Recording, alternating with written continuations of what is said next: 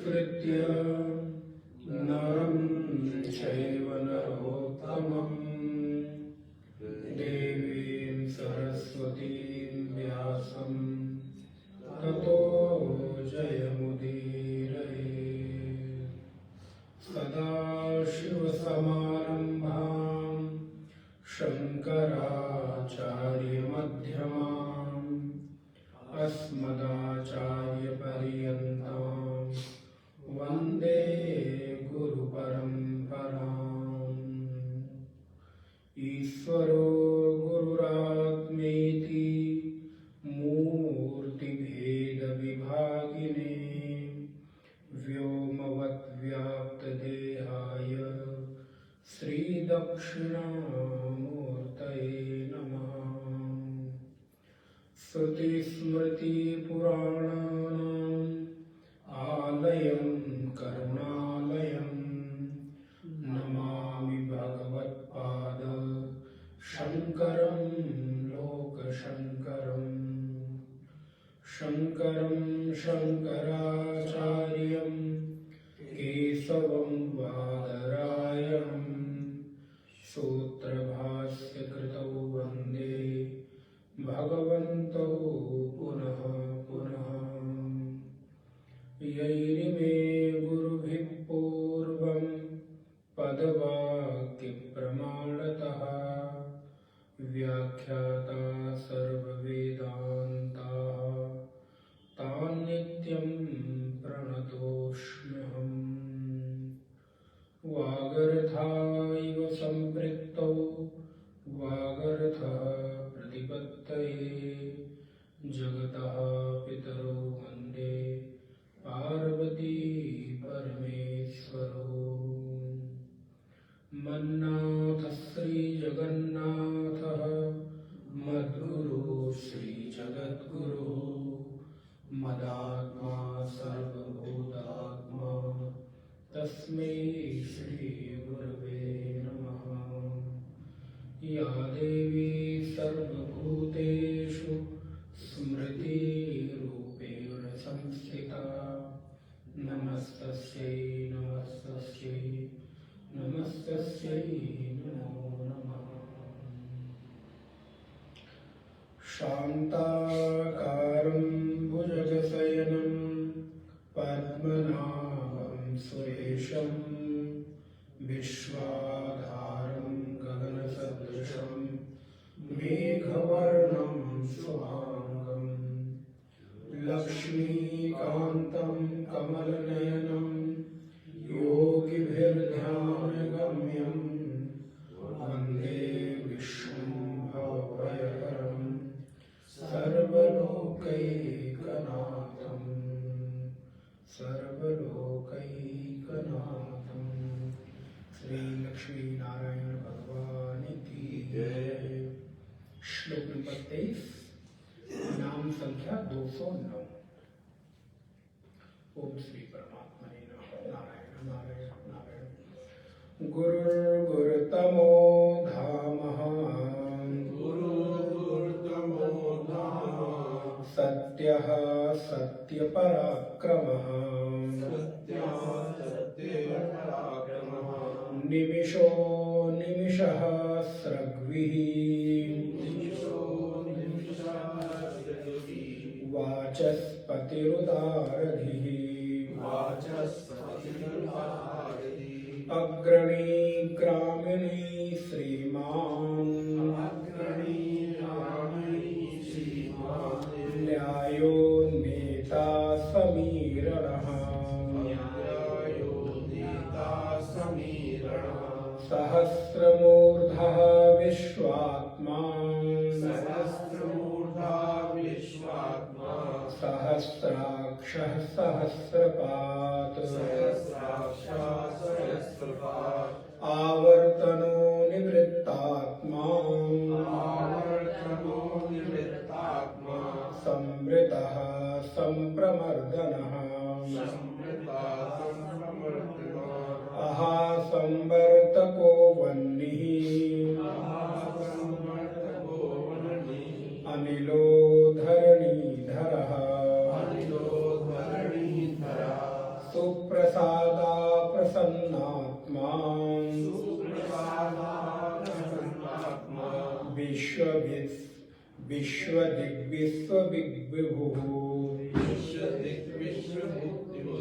सत्कर्ता सत्कृतः साधुः जन्नुर्नारायणो नरः।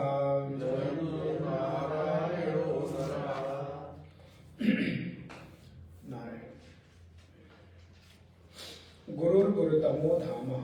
कल की कक्षा में हम लोगों ने देखा भगवान का एक नाम सुरारिहा, जो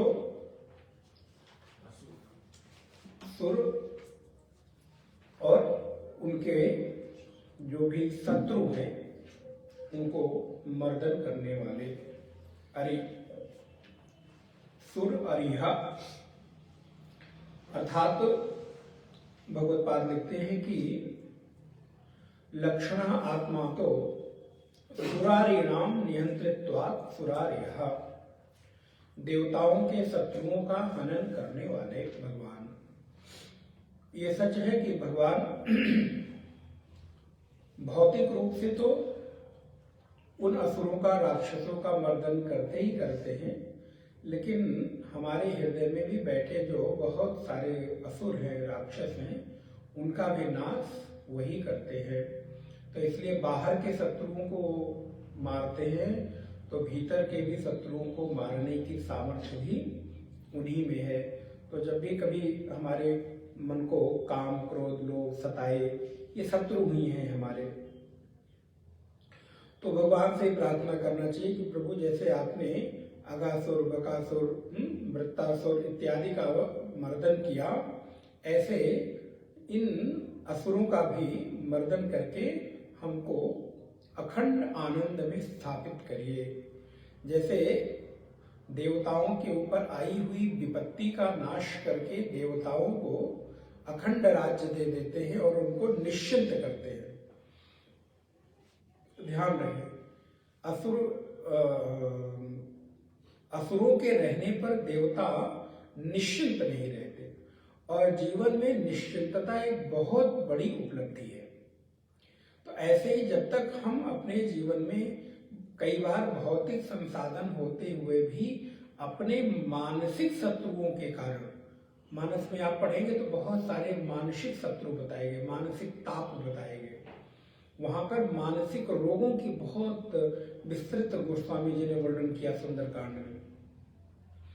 तो हम बहुत सारी चीजों के होने के बाद भी निश्चिंत नहीं हो पाते। पहले लगता है कि घर हो जाए तो निश्चिंत हो जाएंगे, फिर बैंक बैलेंस हो जाए तो निश्चिंत हो जाएंगे, तो ये संसाधन हो जाए तो निश्चिंत हो जाएंगे, फिर पता चला जब सब कुछ हुआ तो मानसिक रूप से हम चिंता में, और कई बार ऐसी कुछ चिंताएं मानसिक होती हैं जिनको आप किसी के साथ शेयर नहीं कर सकते।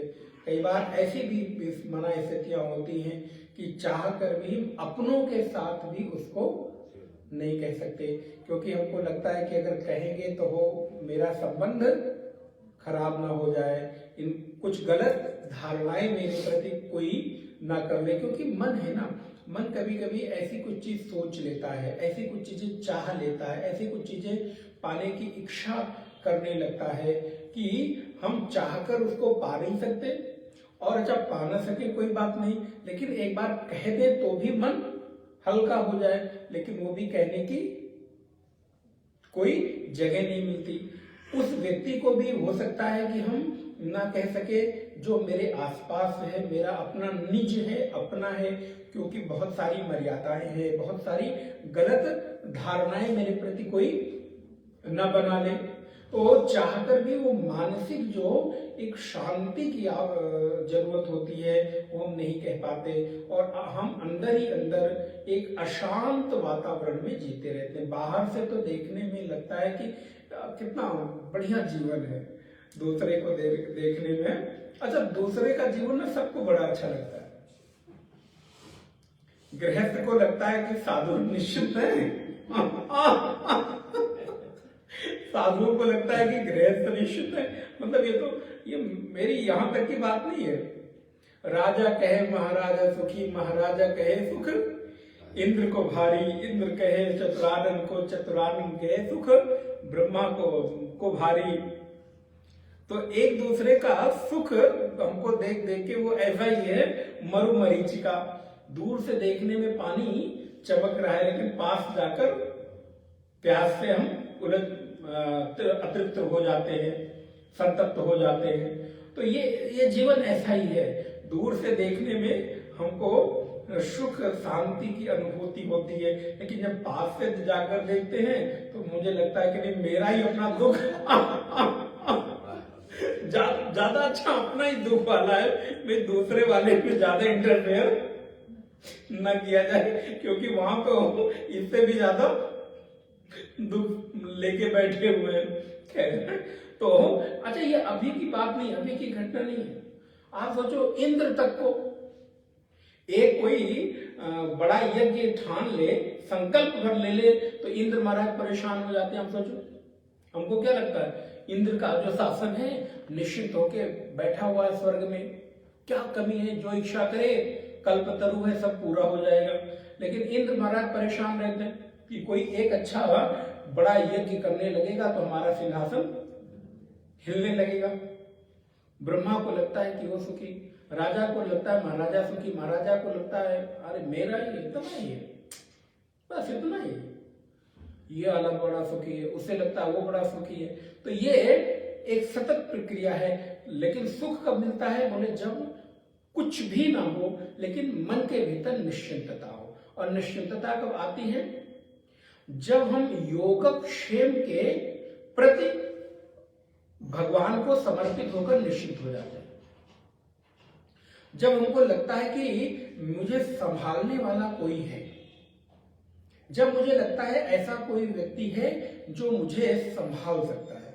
आप देखिए जीवन में भी कितना आपको प्रतिकूल परिस्थिति हो जाए, दुखद स्थितियां हो जाएं, लेकिन जब आपको लगता है कि कोई एक व्यक्ति ऐसा है जो आपको संभाल सकता है तो आपका दुख, आपके भीतर की चिंता थोड़ी कम हो जाती है कि चलो एक तो उसको छोड़िए, आपके पास एक अच्छा संपर्क सूत्र कोई हो जाए तो आपको लगता है चलिए किसी भी परिस्थिति में ये व्यक्ति, भौतिक रूप से हम कितने निश्चिंत हो जाते हैं, कोई भी फोन करेंगे तो ये काम हो जाएगा, कोई अधिकारी परिचित में हो जाए, कोई मंत्री परिचित में हो जाए, कोई अपना रिश्तेदार किसी बड़े पद पर पहुंच जाए तो क्या लगता है कि अच्छा चलो भले वो मौके पे काम आएगा कि नहीं आएगा वो पता नहीं, वो भ्रम बना रहता है, भगवान ना करेगी जरूरत पड़े। कई बार फोन उठते नहीं मौके आने पर, उस समय मतलब स्विच ऑफ मिलेगा, चाहे वो साइलेंट पे फोन मिलेगा। खैर, तो क्या होता है, भौतिक रूप से हम निश्चित हो जाते हैं। लेकिन अगर एक साधक के मन में, आध्यात्मिक रूप से चिंतन करें, साधक के मन में सर्वसमर्थ परमात्मा के होने का भाव प्रगाढ़ हो जाए कि वो तो सब समर्थ है, यहाँ तो एक व्यक्ति का जो सामर्थ्य है बल्कि बहुत सीमित है, किसी क्षेत्र विशेष में वो मेरी मदद कर सकता है। भाई कोई कितने बड़े भी पद पे पहुंच जाए लेकिन सब कुछ हर क्षेत्र में तो मदद नहीं कर सकता, किसी क्षेत्र में कर पाएगा। लेकिन सर्वसमर्थ परमात्मा बोले वो तो हर क्षेत्र में मदद कर सकते हैं, कर्तुम अकर्तुम अन्यथा कर्तुम समर्थमान है, जो चाहे वो कर दे, जो ना चाहे वो ना करे, चाहे तो अन्यथा कर दे। तो ये अगर एक बार मन में निश्चितता आ जाती है तो क्या होता है, बोले फिर अभाव, भौतिक अभाव होते हुए भी शांति।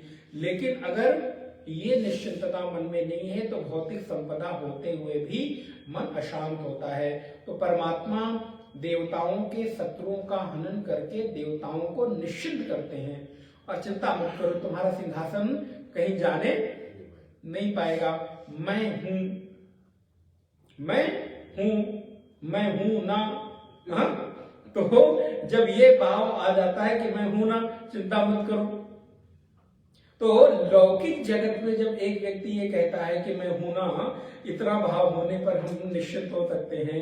तो परमात्मा जब एक बार क्या कहते हैं, अनन्याश्चिन्तयन्तो माम ये जना पर्युपासते तेषां नित्याभियुक्तानां योगक्षेमं वहाम्यहम्। ये वही है कि मैं हूं ना, तुम चिंता मत करो, तुम्हारे हर चीज के लिए मैं हर क्षण खड़ा हूं। अभी आपने कल की कक्षा में पढ़ा, भगवान वामन के रूप में आते हैं और ये आश्वासन देते हैं बलि को, चिंता मत करो, तुम्हारे हर द्वार पर मैं हूं, तुम्हें खड़ा मिलूंगा। और खड़े मिलते महाराज। क्यों? क्योंकि वो अनेक रूप आए विष्णवे प्रभ विष्णवे, एक नहीं अनेक अनेक रूपों में वो हो सकते हैं। तो भगवान उनका एक नाम है असुरों का नाश करने वाले। तो मेरे हृदय में भी रहने वाले असुरों का हे प्रभु विनाश करो। और अगला नाम तो भगवान का कितना सुंदर है, वो खाली गुरु ही नहीं है, गुरुहु, फिर गुरु तमह, दो एक साथ नाम आया है। गुरुहु, अब इस पे तो एक क्लास अकेले इस शब्द पर हो सकती है। लगता है कि आज मैंने सोचा था कि थोड़ा जल्दी जल्दी चलेंगे, अब ऐसे ऐसे शब्द आ जाते हैं। गुरु, अब इसकी तो अनुभूति आप लोगों को हमें लगता है बताने की जरूरत नहीं है। ये अगर कोई साधक हो तो उसको गुरु शब्द की व्याख्या की जरूरत नहीं होती, बल्कि उसकी अनुभूति ही पर्याप्त है कि उसने गुरु से क्या पाया है। क्या पा सकता है वो तो बात की बात है, बाद में देखा जाएगा। लेकिन जो मैंने पाया है उतने भर की अगर अनुभूति हो जाए तो मुझे लगता है गुरु शब्द की व्याख्या अपने आप में पूर्ण हो जाएगी। गुरु हो, वैसे शाब्दिक अर्थ तो होता है गो माने अंधकार, रा माने प्रकाश, जो अंधकार से प्रकाश की ओर ले जाए उसका नाम गुरु। जिससे मैं कुछ सीखूं उसका नाम गुरु। जो मेरे जीवन में प्रकाश बनकर मार्गदर्शक बनकर आए उसका नाम गुरु। फिर वो कौन किस रूप में हो सकता है?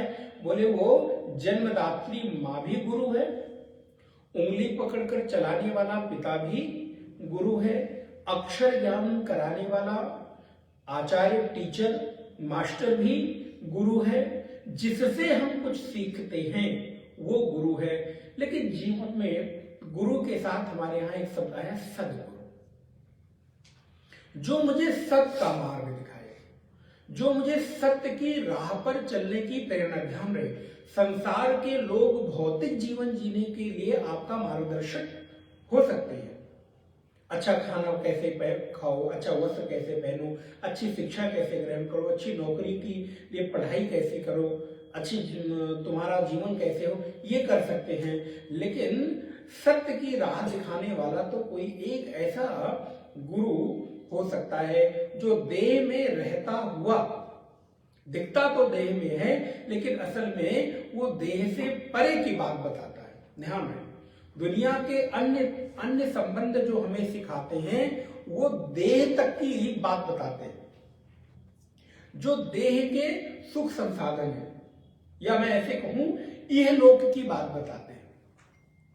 लेकिन जो परलोक की बात बताए, हमें इस लोक से पार ले जाने की बात सिखाए, ऐसा जो देह में रहता हुआ व्यक्तित्व है, एक विचार का सतत चलने वाली प्रक्रिया का नाम गुरु है। गुरु केवल देह नहीं है, देह तो दिखता है लेकिन गुरु तो एक विचार श्रृंखला है।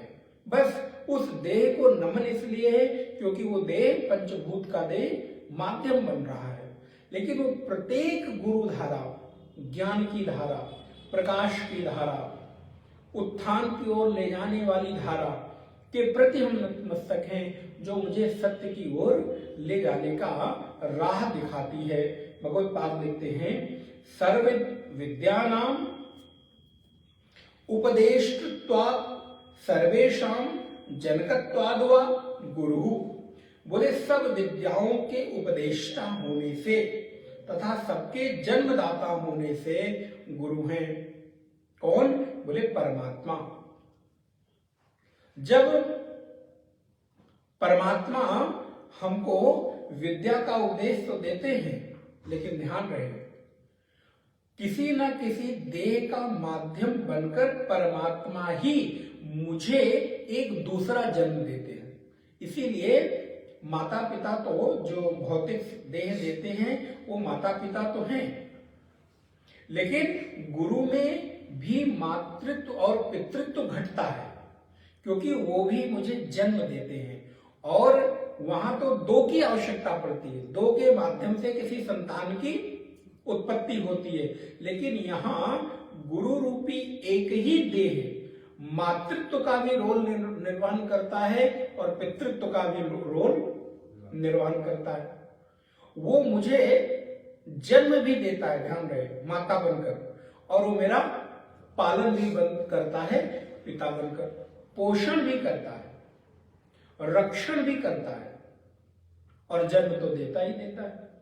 तो जब एक शिष्य गुरु के द्वारा उपदेशित मंत्र को अपने हृदय में धारण करता है और उसके भीतर एक जो जिज्ञासा जन्म लेती है, एक जो शाश्वत साधक का जन्म होता है, वो एक उसका नवीन जीवन माना जाता है, नवीन जन्म माना जाता है। और उस नवीन साधक के माता पिता कौन है?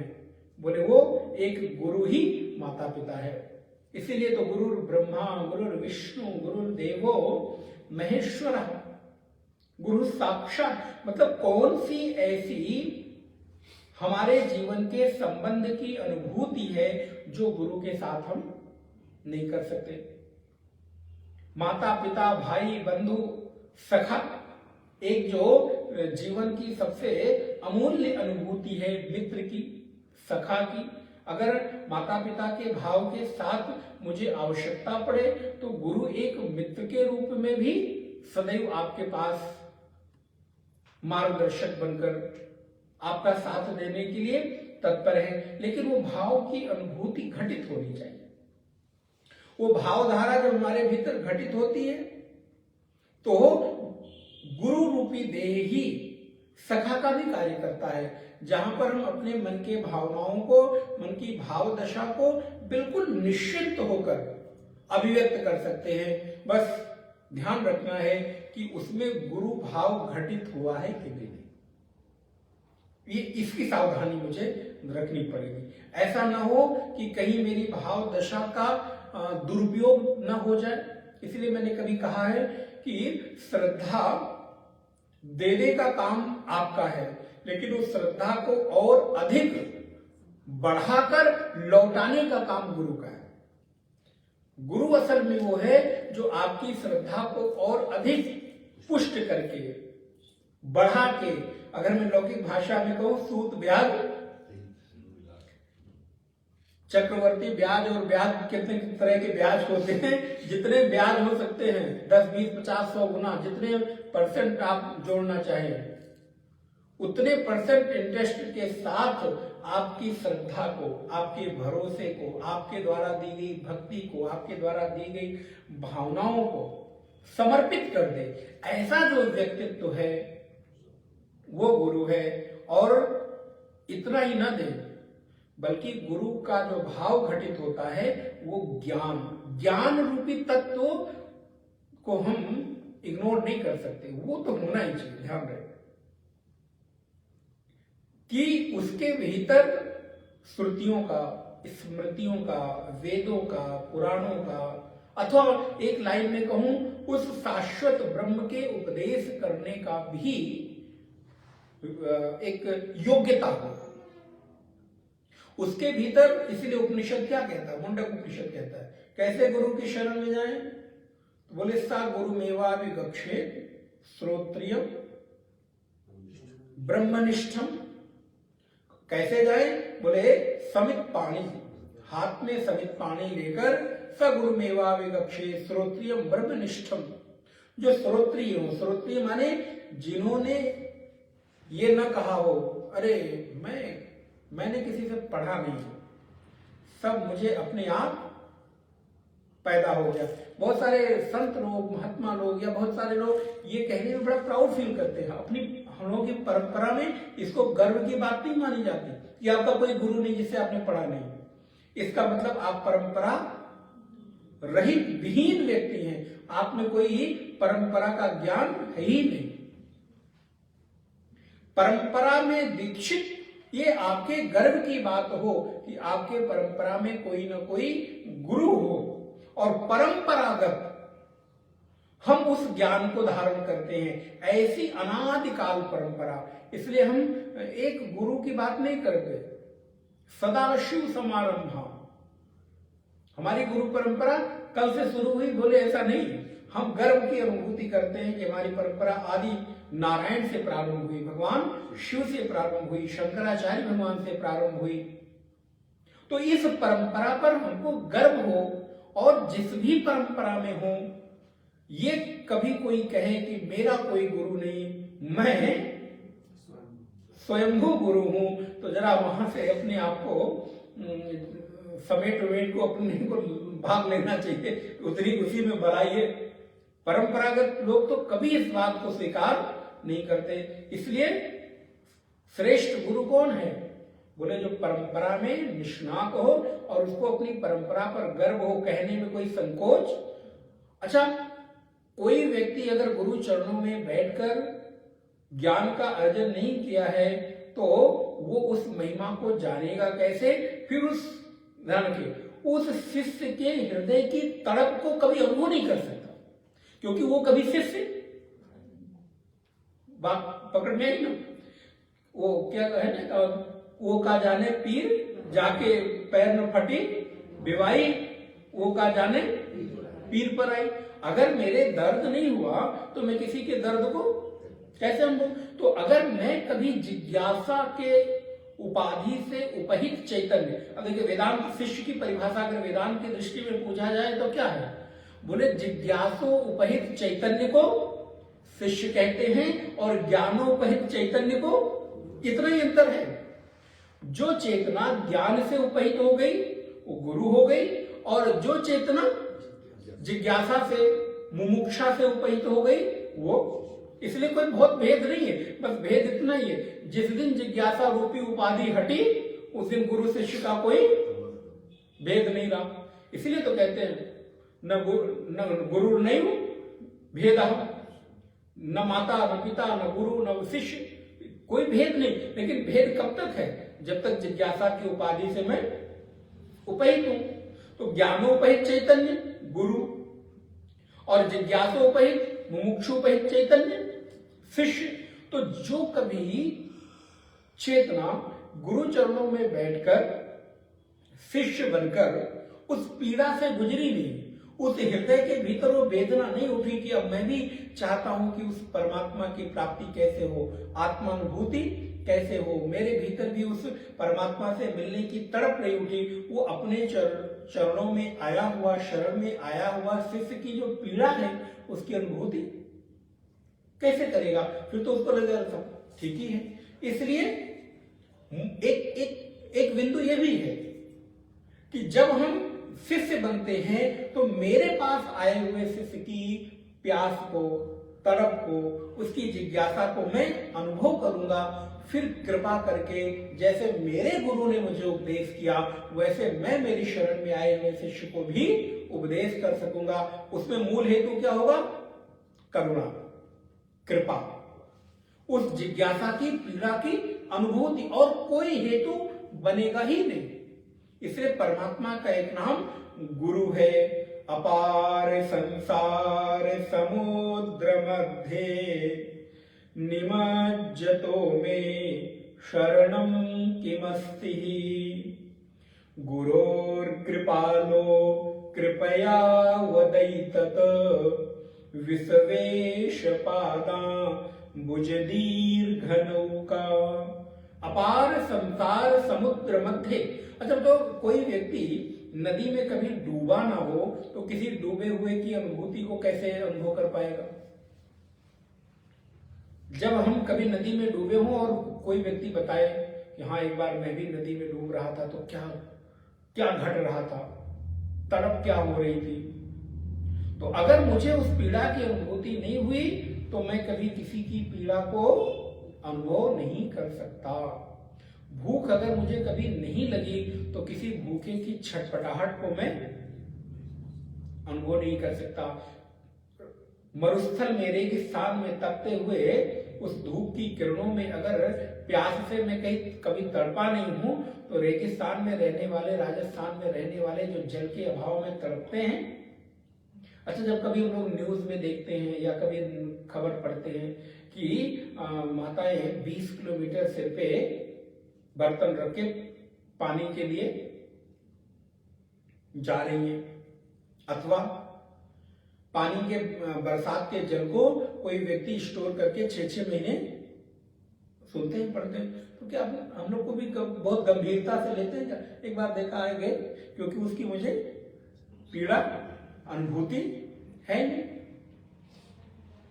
अब सर्दी की जो अनुभूति है, वो जो व्यक्ति सर्दी में रहा है उससे पूछा जाए, जो -15, -20, 25, 50 तक पहुंचा हो, उससे पूछो सर्दी क्या होती है, अपने को कहा हाँ होती होगी सर्दी, ठीक बात है, सर्द तो होती होगी, लेकिन उससे पूछो उंगलियां एकदम गल गई है, तिरछी हो रही है। अब जो व्यक्ति गर्मी में रहा है, अब पहाड़ में रहने वाले किसी व्यक्ति को कहा जाए 50 डिग्री टेम्परेचर, महाराज वो कल्पना नहीं कर सकेगा, क्योंकि उसको, अभी हम लोग गए थे महाराज वहां काठमांडू में, अभी गर्मी हम लोग एसी चला के चले, वहां जैकेट पहने लोग घूम रहे थे। अब उनसे अगर कोई गर्मी की बात करे तो उनको शायद उसकी, क्योंकि उनकी अनुभूति ऐसे ही, अगर किसी जिज्ञासु जीव के भीतर परमात्मा के प्राप्ति की तड़प नहीं उठी है, तो सामने वाले की तड़प को अनुभव उसको लगेगा सब संसार में। इसीलिए कई बार मैं बड़ी क्षमा विनम्रता के साथ निवेदन करूं, कई बार हमारे बाहर के भी ऐसे महात्माओं को इस बात का भ्रम हो जाता है कि कोई जिज्ञासु नहीं बचा। हम लोग आपस में बात करते हैं, क्योंकि हम लोग जब शास्त्र से जुड़े हुए हैं, लेकिन कई बार बहुत सारे मित्र ऐसे भी हैं जो इन परंपराओं से नहीं जुड़े हैं, किन्हीं और परंपराओं से जुड़े हैं, तो उनको लगता है सब ऐसे ही महाराज धर्म और बचा नहीं है, कोई जिज्ञासु। अब हम लोगों को वो बात पचती नहीं, हम लोगों को लगता है कि भाई हम लोगों के सामने 50 लोग बैठते हैं तो उसमें से 45 लोग तो इसी भावधारा के बैठे होते हैं कि एक एक व्यक्ति की जिज्ञासा को देखकर हम लोग अनुभव कर सकते हैं। अब यहाँ बैठे हुए प्राय में ये संख्या 80% की, तो मैं यहाँ की तो जिम्मेदारी ले ही सकता हूँ कि अगर जिज्ञासा ना हो तो ये नीरस सा दिखने वाला सत्संग इसको कौन बैठ के सुनेगा? आप नहीं तो पीछे म्यूजिक, बैकग्राउंड में म्यूजिक बज रहा है, संगीत बज रहा है और क्या क्या ऑर्केस्ट्रा हो रही है। लेकिन जब जिज्ञासा उठती है, जब तड़प उठती है, जब कोई तत्व मिलता है, जब ज्ञान का वो पिपाशा जगती है, तो अनुभव होता नहीं साधकों की कमी नहीं है, और फिर तद अनुरूप परमात्मा व्यवस्था करता है। ध्यान रहे, जब हमको आवश्यकता हो, इसीलिए भगवान का नाम गुरु है ना, वो अपने स्वयं थोड़ा आएंगे। मैंने कल ही आपको बताया, हंस की बात आ रही थी ना, भगवान क्या अवतार लेते हैं? हंसा अवतार लेकर सनक सनंदन सनातन सनत कुमार को। और ये ध्यान रखिएगा, ये भी एक यात्रा है। जब आपके पास बहुत सामान्य पैसा होता है तो आप जनरल में चलते हैं, आपसे मतलब है जिनके पास होता है। आप लोग तो शायद उसका अनुभव ना किए हो, जन्मता भगवान ने उस, और अच्छी भी बात है। लेकिन उस व्यक्ति से पूछो जो कई बार बिना टिकट की यात्रा किया हो, फिर पैसा आया हो तो जनरल की किया हो, फिर रिजर्वेशन मिलता है तो उसको बहुत बड़ी बात होती है कि अच्छा रिजर्वेशन मिल गया है। वो जो ऐसा रिजर्वेशन वाला क्या बोलते हैं उसको, स्लीपर क्लास, उसको लगता है ये मेरे लिए बड़ी उपलब्धि है, बड़ा भोग है। आप विचार करके देखिएगा, जो व्यक्ति खाली जनरल में चलता रहा हो और उसको खाली स्लीपर की टिकट दे दी जाए तो उसके लिए वो ऐश्वर्य की अनुभूति है। अच्छा, स्लीपर में चलने लायक हो गया, फिर थर्ड एसी, अब मतलब थर्ड एसी चलने लायक नहीं रह गया। अब अगर यहां बैठे हुए लोगों से कभी चलना पड़े तो मजबूरी में जाना पड़े तो बात अलग की है, नहीं तो नहीं। सब ये थर्ड एसी वाला पहले से 4 महीने पहले टिकट कर ली जाए तो ज्यादा अच्छा है। सेकेंड एसी, अगर फर्स्ट एसी का ऑप्शन है तो फिर सेकेंड एसी भी। ये क्या हुआ? बोले चूंकि अनुभूतियां धीरे धीरे बढ़ती चली गई। कब बढ़ी? जब आपके पास साधन नहीं, योग्यता बढ़ी आपकी। साधन, जब योग्यता बढ़ी तब साधन बढ़ा, ध्यान रहे। योग्यता के अनुरूप आपके साधन बढ़ते चले गए। योग्यता यहां धन की, धन की योग्यता बढ़ती गई, आपका साधन, साधन तो मेरे पहले से मौजूद था, साधन नहीं था ऐसा नहीं है। साधन तो तब आप बनाते जब आपके लिए स्पेशली कोई चीज डिजाइन, वो तो पहले से मौजूद है, लेकिन वो जैसे जैसे आपके भीतर धन की योग्यता बढ़ती चली गई, तद अनुरूप वो साधन आपके अनुकूल आपके रीच में आता चला गया।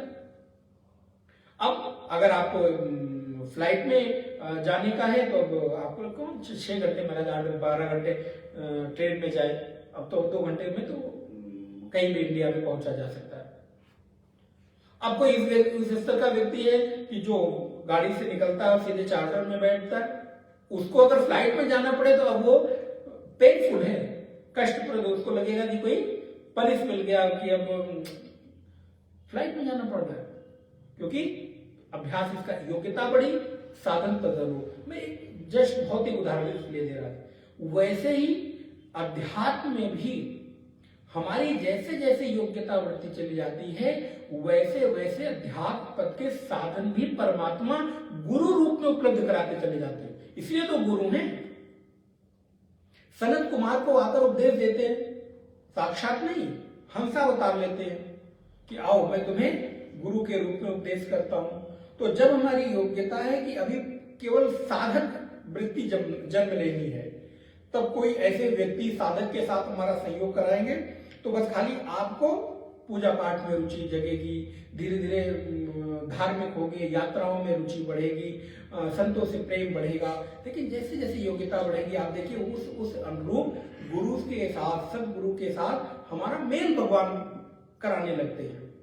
और जब उनको लगता है कि अब हृदय, अब इसका भक्ति से पूर्ण होकर यथार्थ में ज्ञान की आवश्यकता है, तो वो ध्यान रहे, वो थे नहीं ऐसा नहीं था, वो विद्यमान थे, लेकिन आपकी योग्यता नहीं थी, इसलिए वो मिले नहीं। और जैसे ही आपकी योग्यता बढ़ी, तद अनुरूप वो मिल गए। अब क्या हुआ, बोले अब महाराज उसके साथ साथ इसका भी उपदेश मिलने लग गया, और ये भी सुनने में मिला, आने लगा कि इससे इतर भी एक साधन, कोई मार्ग है जो आत्म साक्षात्कार की बात करता है। नहीं तो अभी तक तो लगता था कि नहीं बस इतना ठीक है, हमने कर लिया, उसी में हम संतुष्ट हो गए। अब धीरे धीरे लगने लगा नहीं, इससे ऊपर की भी कुछ बात है। अच्छा चलो, समझ में नहीं आ रहा है तो भी बैठे, कभी कभी ऐसा भी होता है। और धीरे धीरे धीरे धीरे ये क्या हुआ, ये मैं कह रहा हूं कि गुरु शब्द की ये व्याख्या की बात नहीं है, ये अनुभूति की बात है। जिसने इसको अनुभव किया, फिर उसको शब्द, गु से अंधकार होता है, र से प्रकाश होता है, वो कहता महाराज क्या करना है इस सबको जो सुन के, मैंने तो उसको अब उसको परिभाषा आए न आए, कुछ हो ना हो, अब उसकी अनुभूति है, और चाह कर भी उसको कोई तोड़ना चाहे तो तोड़। अच्छा एक बार आप आग से जल जाए, फिर कोई नहीं महाराज आग छू लो, राख ही है, ठंडी है, आप कहेंगे नहीं, क्योंकि एक बार राख में आग डालने, हाथ डालने से आप, वो कहते हैं ना दूध का जला फूक फूक के पीता है। तो चूंकि एक बार इसने मुझे जला दिया है, तो अब चूंकि मेरी अनुभूति हो गई है, तो कोई कितना भी कहता रहे, कितना भी दुष्प्रचार कर ले, उसकी निष्ठा कभी कम। लोग कहते हैं ना, इतना सब कुछ होने के बाद अभी भी तुम्हारी श्रद्धा बनी हुई, अब क्या करो भाई, उसकी अनुभूति ऐसी है, तो उसको चाहकर भी कोई, वो किस देश में है, किस रूप में है, उससे कोई फर्क क्यों, क्योंकि गुरु सर्व विद्या, सभी विद्याओं का उपदेश देने के कारण।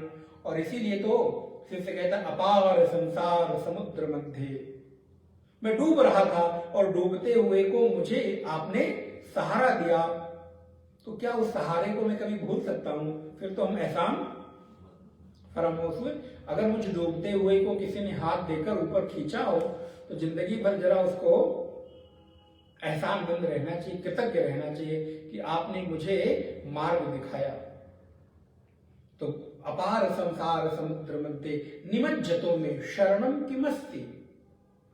गुरुर कृपालो, गुरु कैसे हो? बोले जिनमें कृपालुता न हो, दयालुता न हो। जरा उनके आगे अगर गुरु शब्द लगा हो तो विचारणीय है। गुरुर कृपालो कृपया वदैतत विश्वेश पादां भुज दीर्घ नौका। क्योंकि आपके चरण ही इस संसार में डूबते हुए मुझ प्राणी के लिए नौका के सदृश दिखाई देते हैं। क्योंकि जैसे नौका में बैठकर बड़े से बड़े समुद्र को लांघा जा सकता है, वैसे इस अपार संसार रूपी समुद्र को लांघने के लिए हे सद्गुरु आपके चरण ही मुझे नौका के सदृश दिखाई देते हैं। और वो गुरु कौन है? बोले वो परमात्मा है। खाली गुरु है? बोले नहीं, गुरुतमः, वो गुरु भी है और गुरुतमः। बोले अंतर क्या है? बोले जो मुझे सामान्य जीवन, जैसे मैंने भी आपको कहा गुरु सद्गुरु, जो एक सामान्य जीवन के प्रति मुझे उपदेश देते हैं, शिक्षा देते हैं, आचार्य के रूप में, शिक्षक के रूप में, जीवन में अक्षर ज्ञान कराते इत्यादि, उसको तो परमात्मा गुरु के रूप में है ही। इसीलिए दो विद्याएं हमारे यहां, परा और अपरा, क्षर और अक्षर। तो दोनों विद्याओं का ज्ञान कराने वाले एक है गुरु और एक है गुरुतम, जो उस परब्रह्म परमात्मा का ज्ञान कराते हैं। तो दोनों ही विद्याएं परमात्मा आप में समान रूप से विद्यमान है। भगवत्पाद शंकराचार्य लिखते हैं ब्रिंचादीनाम अपि ब्रह्म विद्या। ध्यान रखिए, मैंने ये कहा आपको, सदगुरु क्या है? ब्रह्म विद्या का उपदेश करने वाले। ब्रह्म विद्या संप्रदायकत्वाद गुरुतमः, जो ब्रह्म विद्या का उपदेश करें, ऐसे संप्रदाय को ब्रह्म विद्या प्रदान करने वाले होने के कारण परमात्मा आप गुरुतम हैं। इसलिए जो लौकिक ज्ञान कराए उसके प्रति आदर है, लेकिन जो पारलौकिक ब्रह्म विद्या का उपदेश करे, ऐसे गुरुतम अर्थात गुरुओं में भी श्रेष्ठ। जैसे योगी और योगेश्वर, एक तो योगी है लेकिन योगियों में भी जो योगियों का योगी है, ऐसे योगेश्वर। इसलिए कृष्णम वंदे जगत गुरु। कृष्णाय वासुदेवाय हरये परमात्मने प्रणतक्लेशनाशाय गोविंदाय नमो नमः। सच्चिदानंद रूपाय विश्वोत्पत्त्यादि हेतवे तापत्रय विनाशाय श्री कृष्णाय। कौन से कृष्ण को? बोले जो कृष्णम वंदे जगत गुरु, जो पूरे के पूरे जगत के गुरु हैं, ऐसे जगत गुरु कृष्ण परमात्मा के रूप में गुरुतमः। तो कैसे हैं? बोले जिन्होंने पहले ब्रह्मा को उपदेश दिया और कैसे वेदों के माध्यम से। तो ऐसे गुरुतमः, मैं नारायण के रूप में गुरु और नारायण के रूप में गुरुतम, दोनों ही उस पर ब्रह्म परमात्मा को, उस सत्ता को मैं प्रणाम भी करता हूं और उनके नाम को स्मरण करता हूं, क्योंकि आप ही गुरु के रूप में अवतरित होकर मुझे ज्ञान दे रहे हैं। इसलिए हमारे यहाँ गुरु सत्ता का वंदन और आदर है, क्योंकि गुरु देह भर नहीं। अब यहाँ पे क्या हो गया? नारायण से सीधे जुड़ जाने के कारण उस परंपरा में जितने भी गुरु हैं सब कहां से जुड़ गए? सदाशिव समारंभाम शंकराचार्य मध्यमाम। इसलिए उस परंपरा के कारण मैं अपने गुरु में भी नारायण का रूप ही पाता हूं, देखता हूं। गुरु गुरुतमा धामः, धाम भगवान का एक नाम क्या है? बोले धाम। वो कैसे धाम है? तो बोले यद गत्वा न निवर्तन्ते। कृष्ण कहते हैं गीता में, यद गत्वा न निवर्तन्ते तद धामः परमम मम। मैं परम धाम कृष्ण कहते हैं अर्जुन, वैसा धाम हूं जहां पर एक बार जाने के बाद दोबारा लौटने की कोई गुंजाइश नहीं रहती। जो वन वे है महाराज, जाने वाला द्वार तो है, लेकिन जाने के बाद द्वार बंद हो गया, फिर लौटने के लिए कोई द्वार बचता नहीं। इसलिए इस परमार्थ पथ पर भी एक बार आता कोई नहीं, लेकिन एक बार सच में आ जाए, सच में किसी स्वार्थ के कारण आया हो, झूठ मूठ का आया हो तो नहीं कह सकते, लेकिन आज तक सबने तो यही कहा कि महाराज एक बार अगर यहाँ आए तो फिर यहीं के होकर रह गए, फिर तो कहीं और मन लगता नहीं। एक बार, और प्रेम असल में यही है, सच्चा प्रेम तो यही है, एक बार प्रेम हो जाए तो बार बार थोड़ा प्रेम होता है। अब अगर बार बार प्रेम हो रहा है तो वो जार प्रेम है। उसको उस ऐसे प्रेम को ऐसे, इसीलिए तो गोपियां कृष्ण के ऊपर कई बार कहते हैं ना, तुम जार पुरुष हो, मुझे नहीं लगता तुम केवल मुझसे ही प्रेम करते हो, जिसको देखो उसी को कहते रहते हो तुम मेरे हो, तुम मेरे हो, तुम जार पुरुष हो। तो एक बार प्रेम हो गया तो बोले फिर अब दोबारा कहां, उसको याद करिए, उधो मन नभे 10-20 एक हो तो गयो। अब एक बार एक मन से आपको चाह लिया, अब कहां बार बार चाहता रहूं, तो एक बार इस पथ पर चले आए, दोबारा किस पथ पर जाऊं। अच्छा तो एक बार श्रेष्ठ का चुनाव हो जाए तो क्या निकृष्ट की ओर मन जाएगा? एक बार आपको अच्छी चीज मिल जाए, खाने को, देखने को, पीने को, सूंघने को, तो क्या आप निकृष्ट चीज पसंद आती है? कपड़े नहीं पसंद आते महाराज, तो ये तो कृष्ण की बात है। एक बार अगर उत्कृष्ट चीज पसंद आ जाए, अथवा एक बार अगर आपको चंदन का लेप लगा दिया जाए तो दोबारा कोई गोबर का लेप लगाए महाराज, ऐसा ही है। ये पथ क्या है? बोले चंदन का है। तो आपको अगर एक बार चंदन की खुशबू आ गई ना, तो संसार रूपी गोबर कोई लेप लगाना चाहे तो थोड़ी देर के लिए भले जस्ट चेंज कि महाराज, क्योंकि चेंज आजकल बड़ा है ना, मतलब बहुत दिन हो गए, कुछ चेंज चाहिए, तो कहाँ चले, बोले यहाँ घूमाए, फिर वहां घूमाए, फिर एक खा ले, तो ठीक है, जस्ट चेंज थोड़ी देर के लिए, थोड़ा गोबर वाला भी सुगंध ले ली जाए, कोई बात नहीं है। लेकिन कहा जाए कि लगातार, तो अगर किसी ने सच में चंदन वाली सुगंध का लेप लगाया है देह में ना, तो वो बहुत देर तक उसमें टिक नहीं पाएगा। वो एक दृष्टांत बहुत दिनों बाद याद आ रहा है। दो बहनों की कथा आपको याद होगी, कभी सुनाई होगी, पुराने बहुत कई साल पहले का है। दो बहनें थी, तो पिता के घर में रहती थी, फिर कालांतर में पिता ने शादी कर दी, तो एक बहन की शादी मछुआरे से हो गई और एक बहन की शादी माली से हो गई। तो अब प्रारब्ध है, एक ही घर में पिता तो चाहता है कि भाई हर बेटी अच्छे घर में जाए, बहू अच्छे घर से आए। खैर, तो एक मछुआरे के घर में चली गई और एक माली के घर में चली गई। समय बीतता गया तो सब अपने काम में व्यस्त हो गए, तो जो जहां जाएगा फिर वही काम करेगा। मछुआरे के यहाँ जो शादी हुई, वो जाके मछली मारने का, फिर वो टोकरी उठाने का काम, फिर वही बेचने का काम, वही व्यापार धंधे में लग गई। और फिर घर में लेकर थक हार के आए, वही जो बर्तन कहेंगे उसको, टोकरी घर में रख दिया, फिर भोजन बनाना करना, सारा काम उसी के अनुरूप होने लगा। और दूसरा फूल का काम करने लगी, गेंदे का फूल, गुलाब का फूल, बेले का फूल, क्या बात है, सुंदर पुष्पों की माला बनाने लगी, बेचने लगी। फिर वही डलिया लेकर घर पर आने लगी सुगंधी। तो एक कुछ साल बीत गए होंगे, व्हाट्सएप किया होगा, पता नहीं उस समय था कि नहीं, मालूम नहीं, कहाँ हो बहन, बहन क्या हुआ बहन? तो बहन तुमको एक बात बताऊं, बहुत दिन हो गया बहन मिले हुए, ऐसी बातें कुछ करती होंगी, आप लोगों को अनुभव होगा।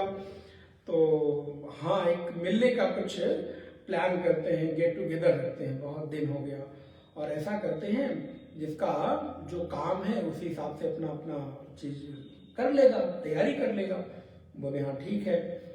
तो अब ये बात हुई कि जो मिलने वाला काम किया जाए वो माली वाली जो शादी हुई थी उसके घर में किया जाए।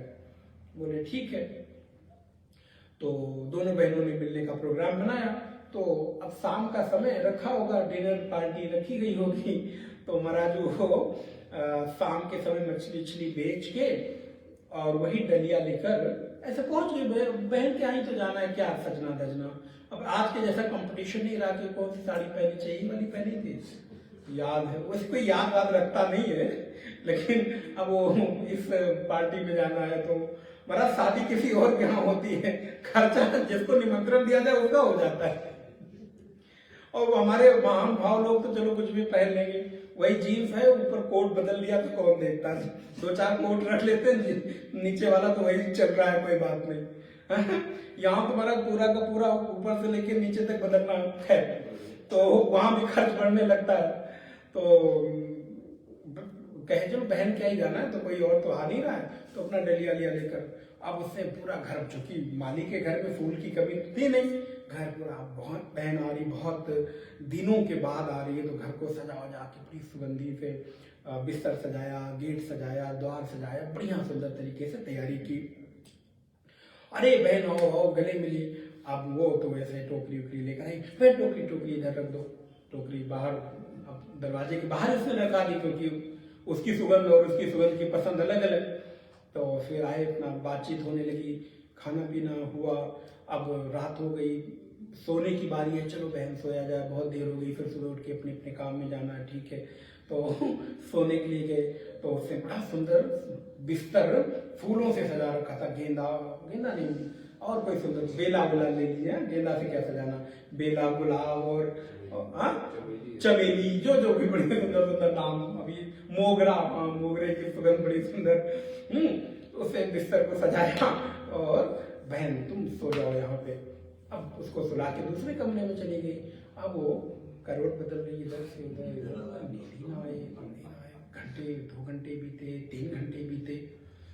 अब वो उसको रहा नहीं गया, उठी, दरवाजा खटखटाई, बहन क्या हुआ? बोले बहन मेन डोर दरवाजा किधर है, क्या हुआ, क्या तुम्हें दिक्कत, नींद नहीं आ रही? क्यों नींद नहीं आ रही? इतना सुंदर बिस्तर, कोई कमी है क्या? सुगंध इतनी बढ़िया लगा रखी, कुछ और पानी में भर भर के रख दे।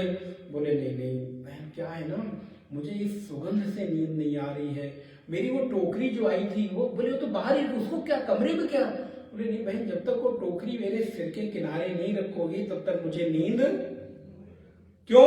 बोले मुझे सोते समय उसी सुगंध की, टोकरी में रखी हुई जो मछली की सुगंध है, जब तक वो सुगंध नाक में न जाए तब तक नींद नहीं आती। तो तात्पर्य क्या है कि अगर एक बार चंदन की गंध की आदत पड़ जाए तो गोबर पसंद, अगर गोबर की आदत पड़ गई तो जल्दी से महाराज चंदन की सुगंध पसंद नहीं आती। कभी कभी आप देखिए कुछ लोग ऐसा सुगंध लगाएंगे महाराज, पता नहीं खुद को आयती आदमी ने दो पूरे और मोहल्ले भर को सुगंधित करते रहते। तात्पर्य क्या हुआ? चूंकि आदत ऐसी हो गई। तो अगर एक बार चंदन रूपी धर्म पथ की, अध्यात्म पथ की आदत हो गई तो वे संसार रूपी ये जो, अब इसको दुर्गंध तो नहीं कहा जा रहा है, लेकिन एक साधक के लिए बंधन तो है ही, तो उसको इधर मन नहीं रखता, मजबूरी में भले करना पड़े। लेकिन एक बार अगर संसार में कोई बंधा हुआ है तो इधर आने के लिए उसको थोड़ी मेहनत करनी पड़ती, चंदन वाली सुगंध थोड़ा टेस्ट डेवलप करना पड़ता है। इसलिए भगवान गुरु तमः धामः, ये ऐसा धाम है जहां आने के बाद लौटने का मार्ग शरण। भगवत पाद लिखते हैं धामा ज्योति। हम भगवान परम धाम है, जो धाम का अर्थ होता है लक्ष्य, धाम का अर्थ होता है तीर्थ, जैसे कहते हैं नैमिष धाम, वृंदावन धाम, अवध धाम, हरिद्वार धाम। तो एक धाम का अर्थ तीर्थ भी होता है, धाम का अर्थ लक्ष्य भी होता है, धाम का अर्थ यात्रा भी होता है। किस धाम जा रहे हैं? 4 धाम की यात्रा, क्या कहते हैं, 4 धाम करने जा रहे हैं। तो ये सारे अर्थ इसके होते हैं। जैसे मैंने अभी कल ही परसों गति का आपको कई सारे अर्थ बताए थे, तो ऐसे धाम के बहुत सारे। तो जो मेरा पावन गंतव्य है वो कौन है? बोले धाम। और धाम कौन है? बोले परमात्मा। यद गत्वा न निवर्तन्ते, जहां जाने के बाद निकलने का मार्ग नहीं बचता है। तो धामः सत्यः, भगवान का एक नाम क्या है? सत्य। तो वह ईश्वर जो स्वयं सत्य स्वरूप है। इसलिए क्या कहते हैं, उपनिषद कहता है सत्यम ज्ञानम अनंतम ब्रह्म। वो परमात्मा सत्य स्वरूप है, ज्ञान स्वरूप है, ब्रह्म आनंद स्वरूप है। सत्यम ज्ञानम अनंतम ब्रह्म। अब इसको शास्त्र ने ऐसा कहा। अब इसी में एक बात मुझे गांधी जी की याद आ रही है। इसी शास्त्र कई बार लोग निंदा करते हैं, हालांकि वो उचित नहीं लगता है। हर व्यक्ति से सहमत असहमत हुआ जा सकता है, लेकिन इतने बड़े योगदान को भुलाया नहीं जा सकता। उनकी भी अपनी कहीं न कहीं देश के लिए बड़ा योगदान रहा है। ठीक है, हर निर्णय हर व्यक्ति के हर बार देश काल परिस्थिति के अनुरूप सच सही होते हैं और बाद में चलकर वही निर्णय कई बार अनुकूल नहीं लगते हैं, तो वो एक अलग का विषय है। लेकिन इसी को उन्होंने किस रूप में कहा? यहाँ शास्त्र क्या कहते हैं? सत्यम ज्ञानम अनंतम ब्रह्म। ब्रह्म कैसा है? सत्य स्वरूप है। और उन्होंने इसको ठीक कह दिया, सत्य ही, पढ़ा होगा आप लोगों ने, सत्य ही ईश्वर है। अब देखिए, सत्य के साथ उन्होंने ईश्वर को जोड़ दिया। इधर ईश्वर को क्या कहा? कुछ गलत नहीं है, ईश्वर सत्य स्वरूप है। उन्होंने कह दिया सत्य ही ईश्वर है। इससे क्या हुआ? बोले प्रेरणा मिली। फिर हमें सत्य के साथ जुड़ने का अवसर मिल रहा है, क्योंकि उसको मैंने साक्षात परमात्मा और ईश्वर के साथ जोड़ दिया। तो जो भी अगर कोई श्रेष्ठ चीज है तो उसे हमें जरूर स्वीकार करना चाहिए। और ऐसे इतने हल्के में योगदान को भुलाया नहीं जा सकता। लोग हालांकि आजकल पता नहीं कहां से पढ़ते हैं और एक लाइन में खारिज कर देते हैं, उचित तो प्रतीत नहीं होता। तो सत्यम ज्ञानम अनंतम ब्रह्म, तो सत्य स्वरूप है। और सत्य पराक्रम, भगवान का एक नाम सत्य ही है और दूसरा सत्य पराक्रम। भाष्यकार भगवान लिखते हैं, सत्य वचन धर्म रूपत्वा सत्य तस्मात् सत्यम परमं वदन्ति इति श्रुतेः। सत्यस्य सत्यमिति वा प्राणा वै सत्यम तेषामेव सत्यम इति श्रुतेः। सत्यः अवितथाः पराक्रमो यस्य स सत्य पराक्रमः। जिसका पराक्रम सत्य अर्थात अमोघ है, अर्थात उन्होंने अगर कोई पराक्रम किया, कोई कार्य किया, तो वो कभी निष्फल नहीं होता। उनका पराक्रम हमेशा अबाधित है, उनका पराक्रम हमेशा अनंत काल तक चिरजीवित रहता है।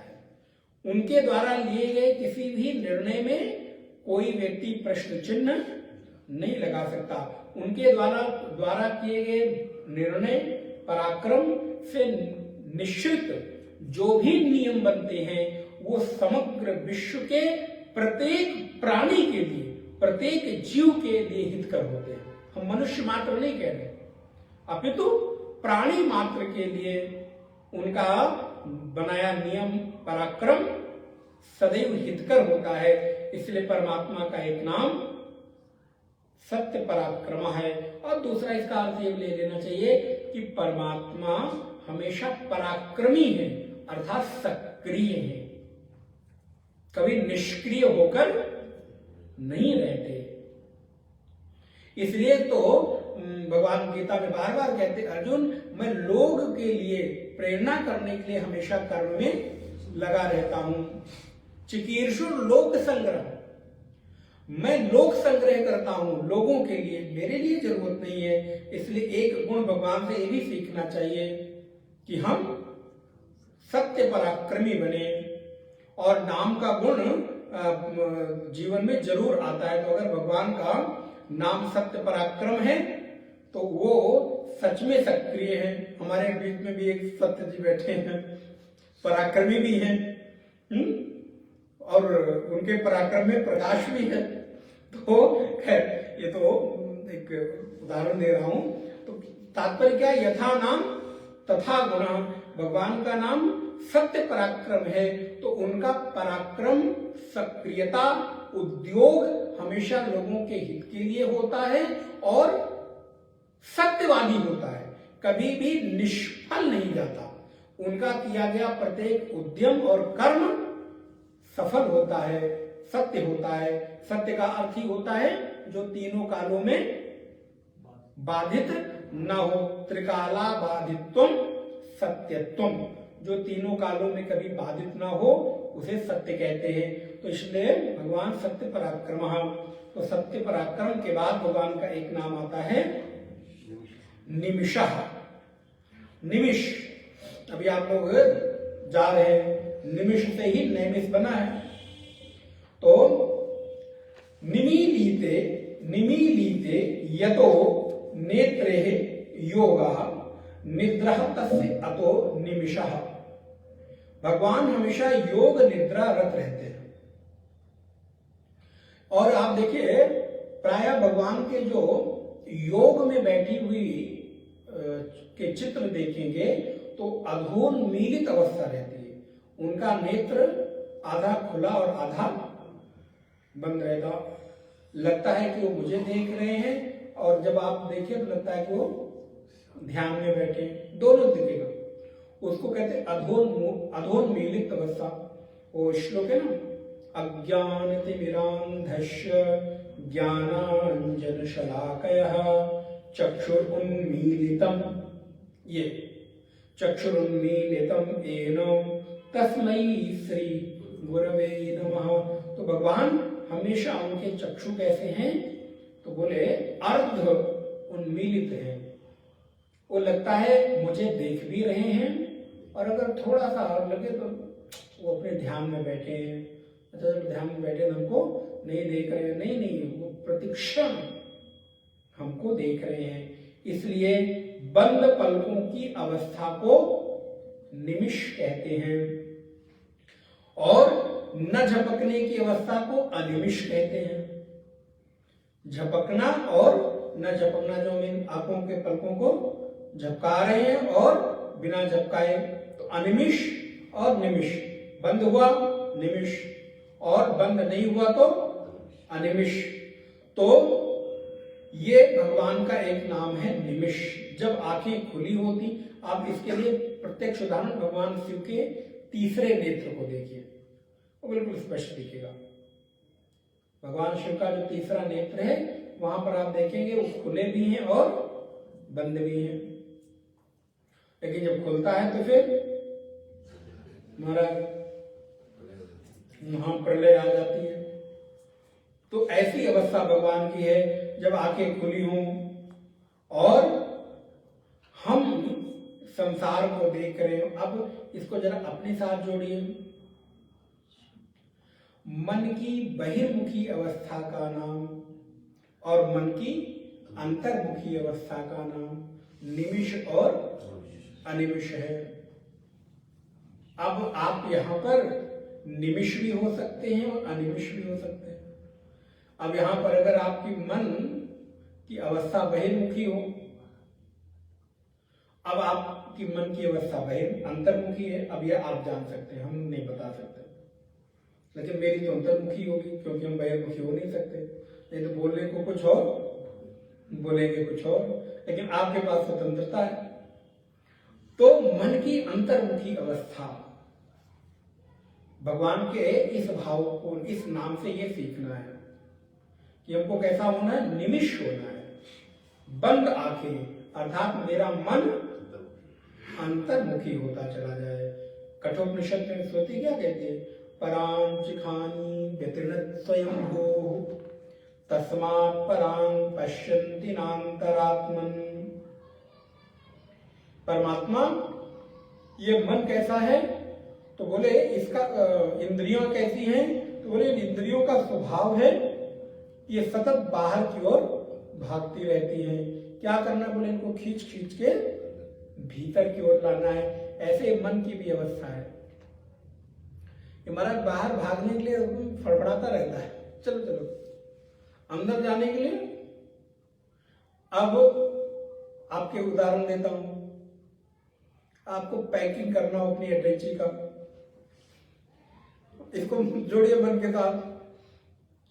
पैकिंग करने में, अंदर करने में कितना मतलब दबा दबा के ठूस ठूस के भरना पड़ता है। और कई बार अटैची को तुम दबाओ मैं बंद करता हूं करना पड़ता है ना, क्योंकि उसको अंदर ले जाना है। ऐसे ही मन को भी गुरुदेव दबा रहे हैं और तुम बंद करके भीतर ले जाओ। लेकिन लौकिक उदाहरणों से हमको चीजें बहुत सहजता में बैठ जाती है, कभी कभी स्मरण में आती है। तो बाहर से आप गुरुदेव से निवेदन करें कि गुरुदेव सत्संग के माध्यम से, ध्यान के माध्यम से, साधना के माध्यम से आप दबाइए और मैं उसका चैन बंद कर दूं। लेकिन जब खोलना हो तो किसी की जरूरत पड़ती है क्या? और खोलते ही महाराज, और कभी ट्रेन में खोलना पड़ जाए या फ्लाइट में जा रहे हो, कोई ऐसी चीज उसमें रख दी महाराज, दुर्दशा हो जाती है। उस समय हम फिर एयरपोर्ट में बनाए नियमों को पूरी यात्रा खराब कर दे। और अगर किसी दिन हम बिल्कुल ठीक से लेकर गए, हमारा खोलना वोलना नहीं है, दूसरे को यात्रा करना नहीं आता है, ये कैसे कैसे बताओ, ऐसे ऐसे लोग चले जा रहे हैं, पता हमारा भी रास्ता रोके खड़े हैं। यही स्थिति कभी अपनी हो जाए, आप विचार करिए। अब बेचारा परेशान हो रहा है। अब नील कटर छोटा था, एक आध बार हम लोगों के साथ भी हुआ है, जल्दी जल्दी में ध्यान नहीं रहा, पता चला वो डल गया, अंदर वाले में चला गया, तब तो ठीक भी है। अब हैंडबैग में महाराज वो पूरा घर ही होता है, मुझे लगता है माताओं का तो हैंडबैग जो चाहिए मिल जाएगा। मेरा दवा, हाँ समझिए लीजिए, टिश्यू पेपर, हाँ समझिए लीजिए, तौलिया, हाँ ये लीजिए, पानी की बोतल, हाँ ये लीजिए। अच्छा अब कुछ खा रहे, टॉफी अभी खाने का मन है तो बोले महाराज टॉफी, इलायची, लौंग, सब, सैनिटाइजर भी। अब आजकल तो एक और चीज बढ़ गया, सैनिटाइजर भी बढ़ गया, तो बोले महाराज सब। अब उसी पता चला नीचे कहीं चैन में एक नील कटर, चाकू, और कहीं वो एक जो आता है जिसमें 4, 5, 8 बने होते, कहीं बाहर से मंगाते ना आप लोग, वो वाला हो, तब तो महाराज पूछना क्या है, पूरी यात्रा खराब हो, वो छोड़ के जाना पड़ेगा, और कितना महंगा आता है। तो क्या हुआ, बोले महाराज पूरा बैग, आप सच में देखिए उतना, इतने बड़े हैंड बैग में इतना सामान होता है, पूरा वो ट्रे भर जाता है।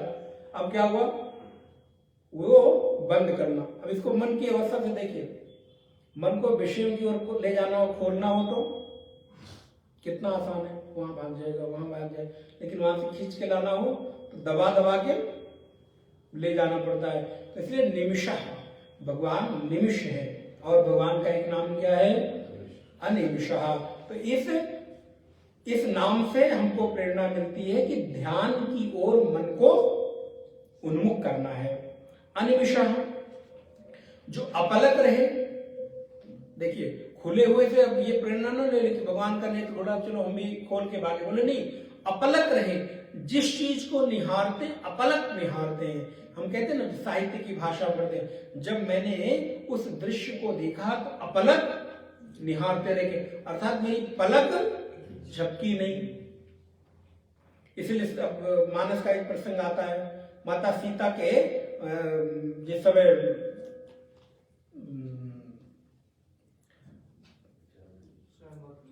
स्वयं नहीं हो बाग में जब भगवान राम जाते को, हाँ अशोक वाटिका, पुष्प वाटिका, सॉरी, पुष्प वाटिका के समय, क्योंकि महाराज निमि जो है उनके पूर्वज हैं, और वो पलकों में हमेशा बैठते हैं, उसके देव हैं। तो उस समय कहते हैं कि वो वहां से थोड़ी देर के लिए चले गए। अब अपलक, माता सीता भगवान राम को देख रहे हैं, परमात्मा श्री राम माता सीता को देख रहे हैं, तो उस समय बड़े बूढ़े कैसे वहां पे रह सकते हैं, उनका थोड़ी देर के अपलक निहारते रह गए, बोले आंखें खुली की खुली रह गई। अब वो निहार रहे एक दूसरे को।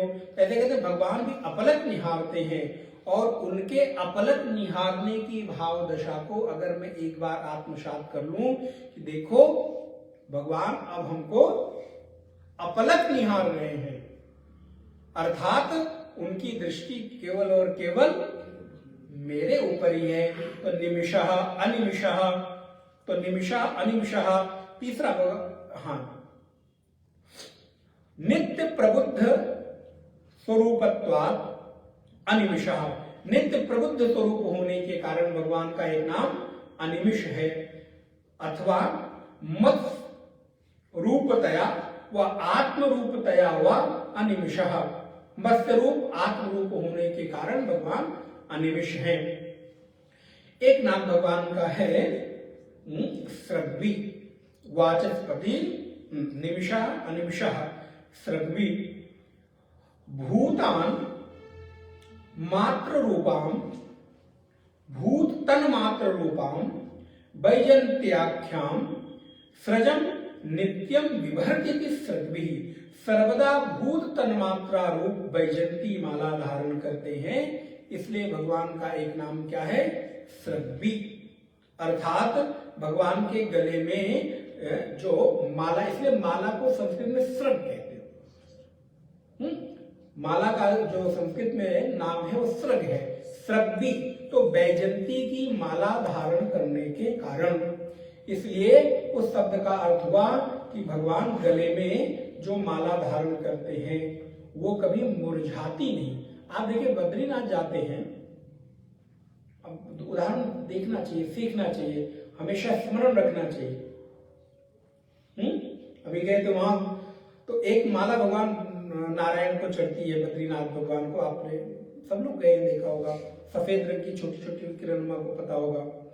वो कहते हैं उस माला का जो फूल है 100 वर्ष तक नहीं मुरझाता है, ऐसा लोकल लोगों का कहना।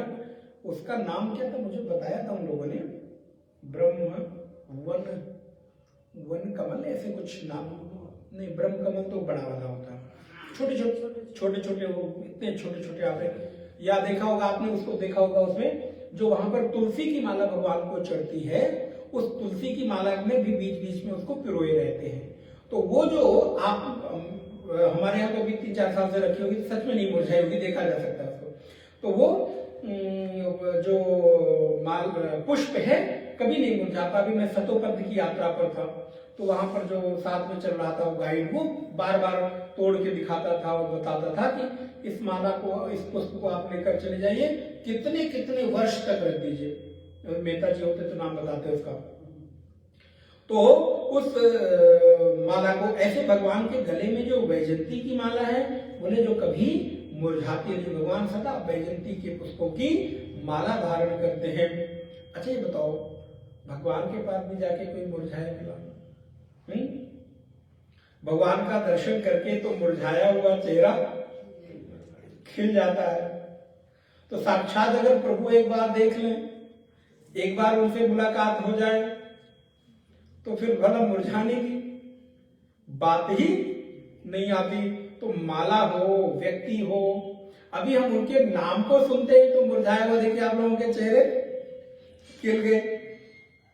तो उनके नाम से में इतना प्रभाव है, तो अगर वो एक बार सामने आ जाए तो बड़ा फूल कभी मुरझाना चाहेगा? वो तो सदा खिला रहना चाहेगा। तो भगवान का तो सानिध्य ऐसा है, इसलिए सृग्भि वाचस्पति रुदारधि, ये एक ही नाम है पूरा, वाचस्पति रुदारधि। बहुत बात लिखते हैं भाष्य में, वाचो विद्यायाः, कई सारे शब्दों से मिला के बना। वाचस्पति तो एक शब्द है, वाचस्पति वाचो हो विद्यायाः पति वाचस्पति, अर्थात वाच माने होता वाणी। तो विद्या के, वाणी माने विद्या, विद्या के पति होने के कारण भगवान कौन है?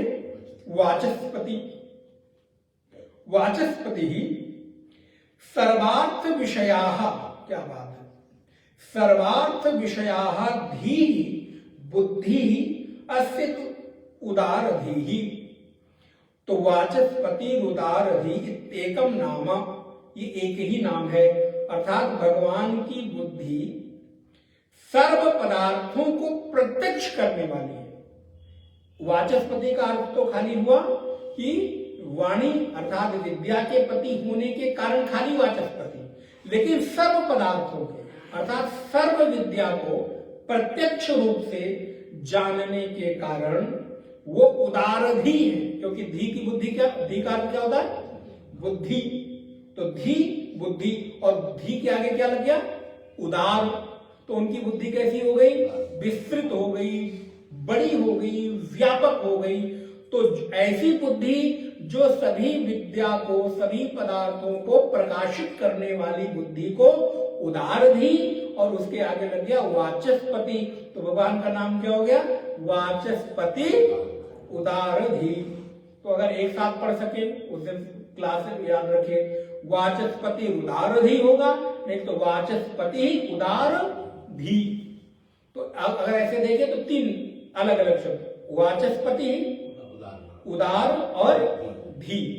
तो वाचस्पति विद्या के पति, उदार माने विस्तृत व्यापक विराट और धी माने बुद्धि। देखिए संधि विक्षेप करने से कितना सरल हो गया, नहीं तो पढ़ने में कितना कठिन हो रहा था बार बार। अब इसको अगर पढ़ा जाए तो क्या हुआ, तो बोले गुरुर्गुरु तमो धामः सत्यः सत्य पराक्रमः निमिषो निस्मितस्रग्भिः वाचस्पति रुदारधी। भगवान का नाम वाचस्पति रुदारधी। एक नाम भगवान का और आया अग्रणी। क्या बात है, तो बोले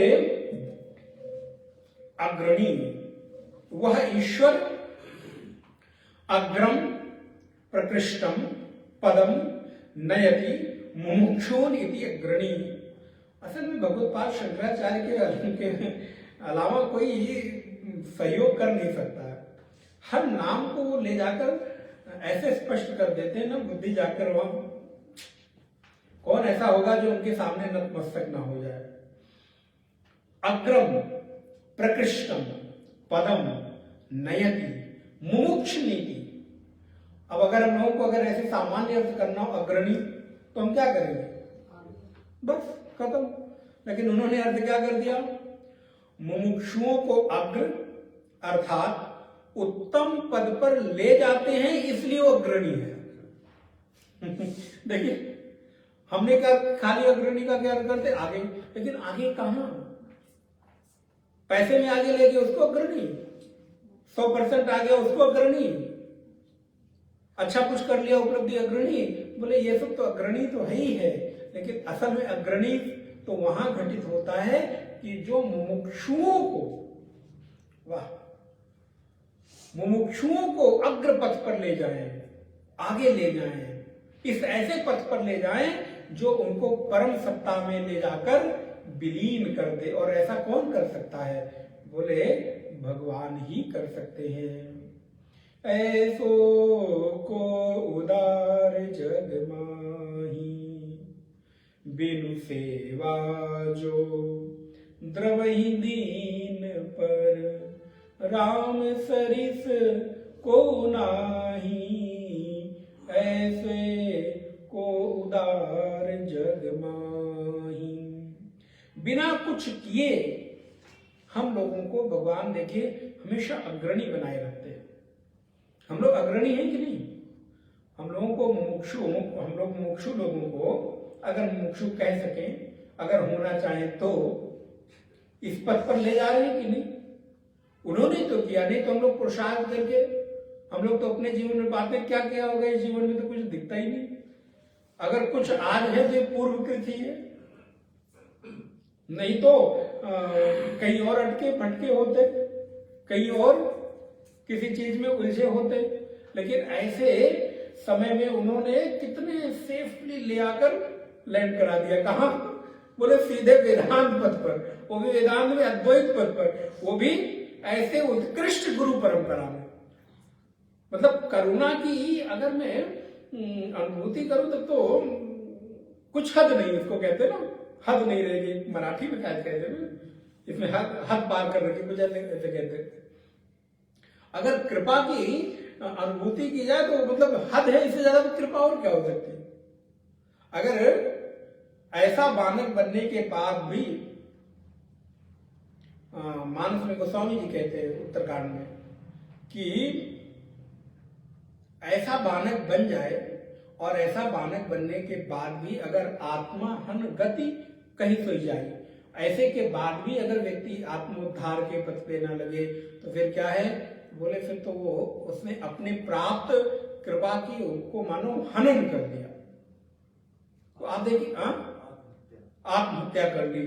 तो क्या किया, तो बोले इतनी असीम कृपा, इतनी असीम करुणा भगवान की, कैसे उत्कृष्ट पथ पर और उत्कृष्ट पथ में भी उत्कृष्ट परंपरा के साथ जुड़कर वेदांत के अतिरिक्त और कौन सा पथ इस संसार में श्रेष्ठ होगा।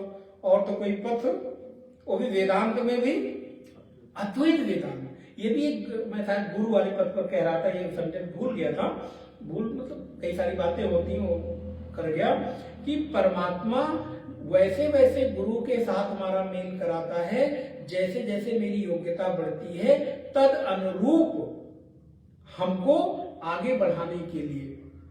इसीलिए जो दर्शन हमारे आते हैं ना, 6 दर्शन है, ये दर्शन कोई वाद विवाद की बात नहीं है, ये मनुष्य की एक श्रेणी है।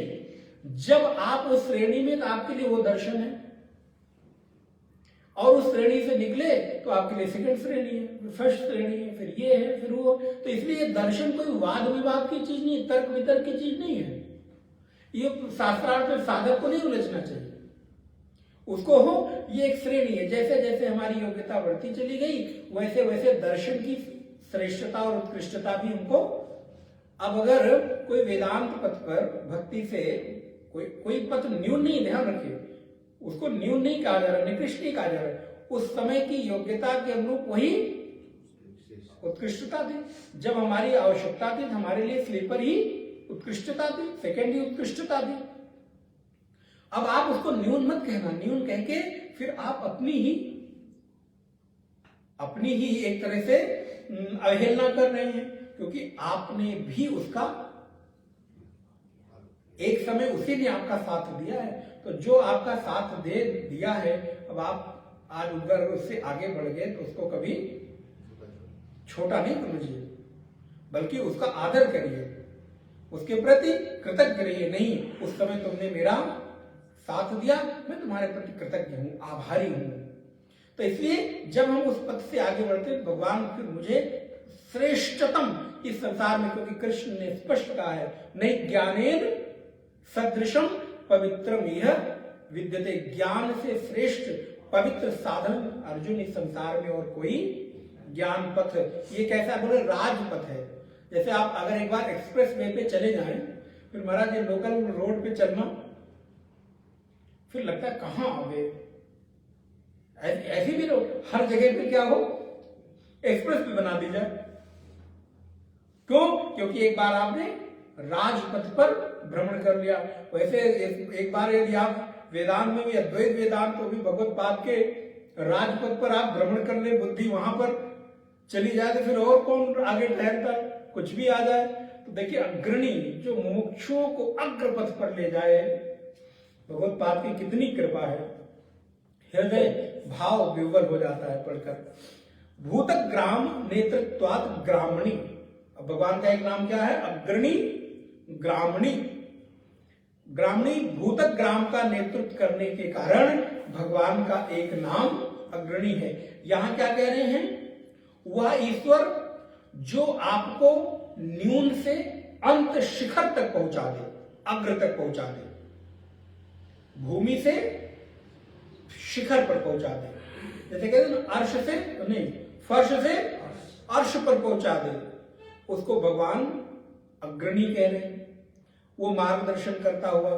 फिर कह रहे ग्रामणी, ग्रामणी का अर्थ है वह समूह, वह ग्राम का नियंत्रण करता है जो अनेक प्रकार की संख्या वाले हैं।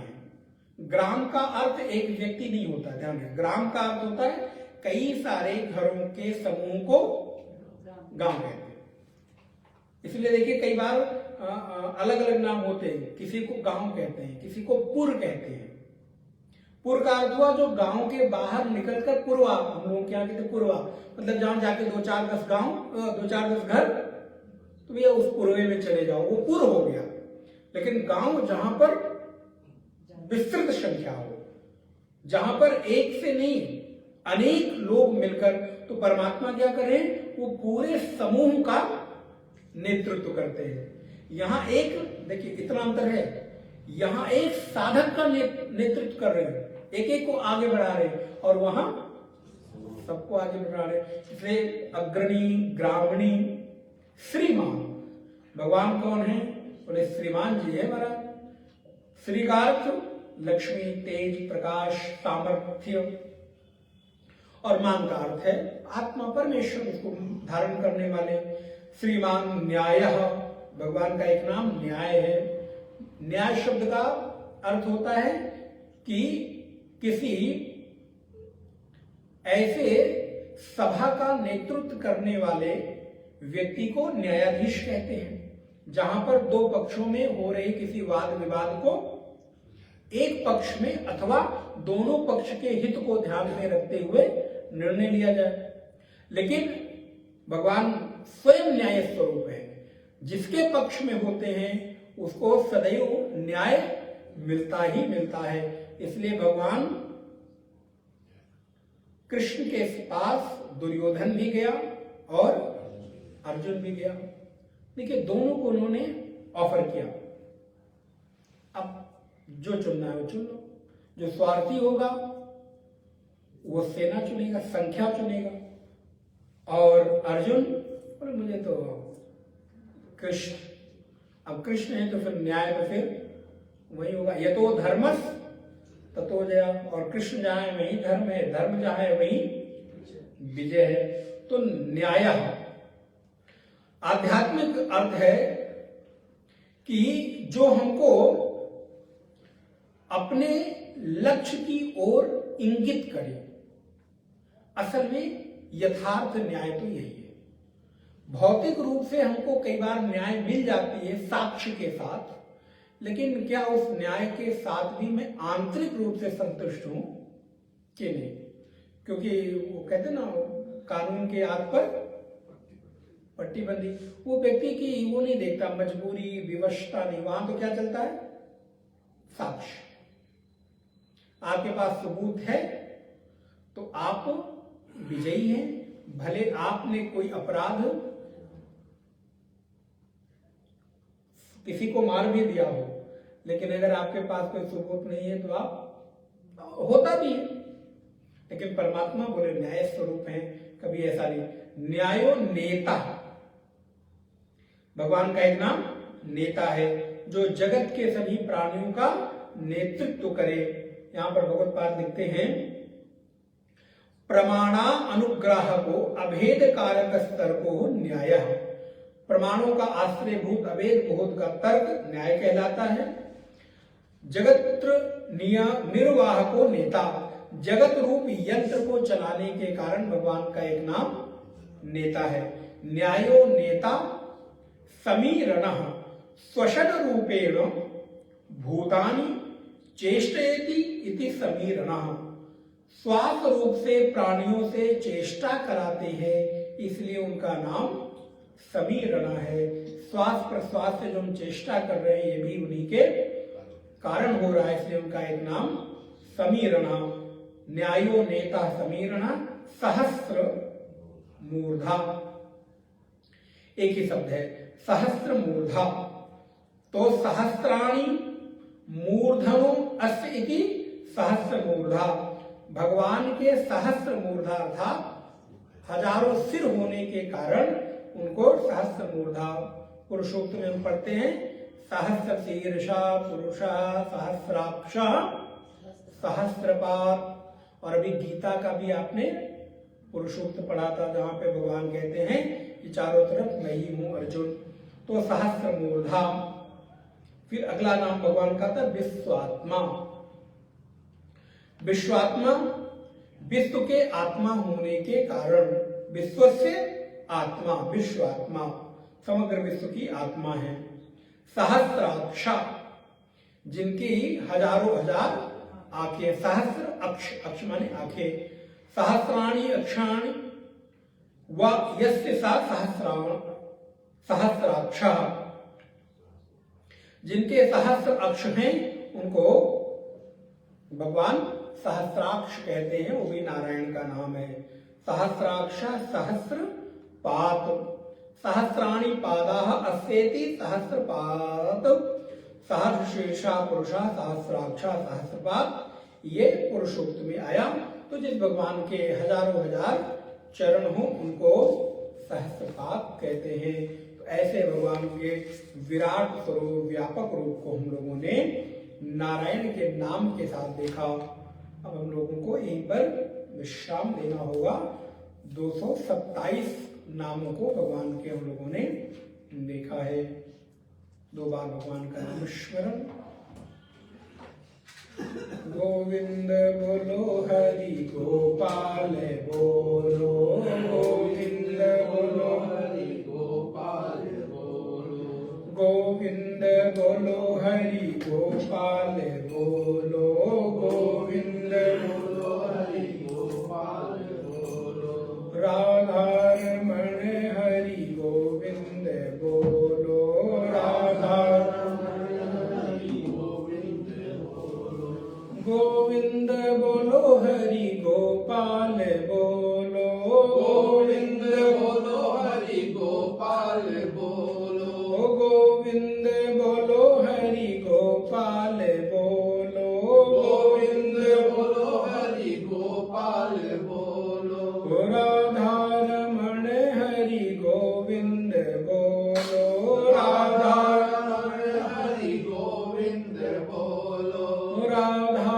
रमण हरि गोविंद बोलो राधा रमण हरि गोविंद बोलो राधा रमण हरि गोविंद बोलो राधा रमण हरि गोविंद बोलो गोविंद बोलो हरि गोपाल बोलो गोविंद बोलो हरि गोपाल बोलो राधा रमण हरि गोविंद बोलो राधा रमण हरि गोविंद बोलो राधा रमण हरि गोविंद बोलो राधा रमण हरि गोविंद बोलो बोलो गोविंद देव भगवान की जय लक्ष्मी नारायण भगवान की जय कल इस चल ज्ञान यज्ञ की पूर्णा होती है कल 5वां दिवस है तो हम लोग कल इस ज्ञान यज्ञ को यहाँ पर पूर्ण करेंगे